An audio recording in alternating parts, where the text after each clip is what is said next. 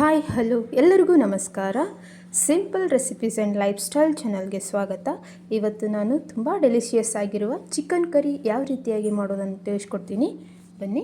ಅರ್ಧ ಕೆಜಿ ಚಿಕನನ್ನು ತೆಗೆದುಕೊಂಡು ಬಿಸಿನೀರಿನಲ್ಲಿ ಉಪ್ಪು ಅರಿಶಿನ ಪುಡಿ ಹಾಕಿ ನೀಟಾಗಿ ತೊಳೆದುಕೊಂಡು ಇಟ್ಟುಕೊಳ್ಳಿ.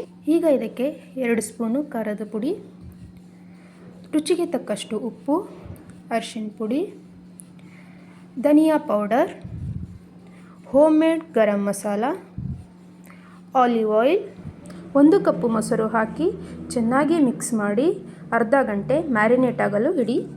ಇದಕ್ಕೆ ಮಸಾಲೆ ರುಬ್ಬಲು ಬೇಕಾಗುವ ಸಾಮಗ್ರಿಗಳು: 1 ಈರುಳ್ಳಿ, ಪುದೀನ, ಕೊತ್ತಂಬರಿ ಸೊಪ್ಪು, ಏಲಕ್ಕಿ, ಪಲಾವ್ ಎಲೆ, ಶುಂಠಿ, ಬೆಳ್ಳುಳ್ಳಿ, ಹಸಿಮೆಣಸಿನಕಾಯಿ, ಟೊಮೆಟೊ, 1 ಕಪ್ಪು ಹಸಿ ತೆಂಗಿನಕಾಯಿ. ಈಗ ಒಂದು ಕಡಾಯಿಯನ್ನು ಇಟ್ಟುಕೊಂಡು ಎಣ್ಣೆ ಹಾಕಿ ಎಲ್ಲವನ್ನೂ ಚೆನ್ನಾಗಿ ಹುರಿದುಕೊಳ್ಳಬೇಕು. ಮೊದಲಿಗೆ ಈರುಳ್ಳಿಯನ್ನು ಹುರಿದುಕೊಳ್ಳೋಣ. ಎಣ್ಣೆ ಹಾಕಿ ಹೇಗೆ ಈರುಳ್ಳಿ ಹುರಿದ ನಂತರ ಪಲಾವ್ ಎಲೆ, ಏಲಕ್ಕಿ, ಹಸಿ ತೆಂಗಿನಕಾಯಿ ಹಾಕಿ ಚೆನ್ನಾಗಿ ಹುರಿಯಬೇಕು. ತೆಂಗಿನಕಾಯಿ ಕೂಡ ಚೆನ್ನಾಗಿ ಹುರಿಯಬೇಕು. ನಂತರ ಶುಂಠಿ ಬೆಳ್ಳುಳ್ಳಿ ಹಾಕಬೇಕು. ಹಸಿ ಮೆಣಸಿನಕಾಯಿ ಹಾಕಿ ಹುರಿಯಿರಿ. ಈಗ ಟೊಮೆಟೊ, ಪುದೀನ ಇವುಗಳನ್ನು ಕೂಡ ಎಣ್ಣೆಯಲ್ಲಿ ಚೆನ್ನಾಗಿ ಸ್ಮೂತ್ ಆಗುವವರೆಗೂ ಹುರಿಯಿರಿ. ಹೀಗೆ ಹುರಿಯುವುದರಿಂದ ಎಲ್ಲ ವಸ್ತುಗಳ ಹಸಿ ವಾಸನೆ ಅನ್ನೋದು ಹೋಗಿಬಿಡುತ್ತೆ. ನಂತರ ಇದನ್ನೆಲ್ಲವನ್ನು ಮಿಕ್ಸಿಯಲ್ಲಿ ಹಾಕಿಕೊಂಡು ಕೊತ್ತಂಬರಿ ಸೊಪ್ಪನ್ನು ಹಾಕಿಕೊಂಡು ತುಂಬ ಸಣ್ಣಾಗಿ ಮಿಕ್ಸಿ ಮಾಡಿಟ್ಟುಕೊಳ್ಳಬೇಕು. ನೋಡಿ, ಈ ರೀತಿಯಾಗಿ ಮಸಾಲೆ ರೆಡಿಯಾಗಿದೆ. ಇವಾಗ ಸಾಂಬಾರು ಒಗ್ಗರಣೆ ಹಾಕಲು ಒಂದು ಬಾಣಲೆಯನ್ನು ಇಟ್ಟುಕೊಂಡು ಅದಕ್ಕೆ 2 ಟೇಬಲ್ ಸ್ಪೂನ್ ಆಲಿವ್ ಆಯಿಲನ್ನು ಹಾಕಿಕೊಳ್ಳಿ.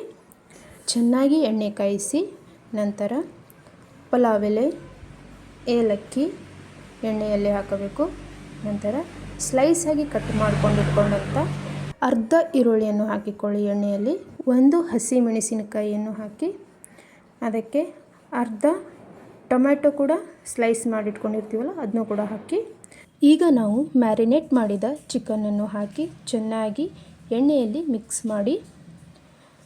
ಮಾಡಿ ನಂತರ ಮುಚ್ಚಳ ಮುಚ್ಚಿ 15 ನಿಮಿಷ ಮೀಡಿಯಮ್ ಫ್ಲೇಮಲ್ಲಿ ಕುದಿಸಿ. ಈಗ ನೋಡಿ, ಸುಮಾರು 75% ಚಿಕನ್ ಕುದ್ದಿದೆ.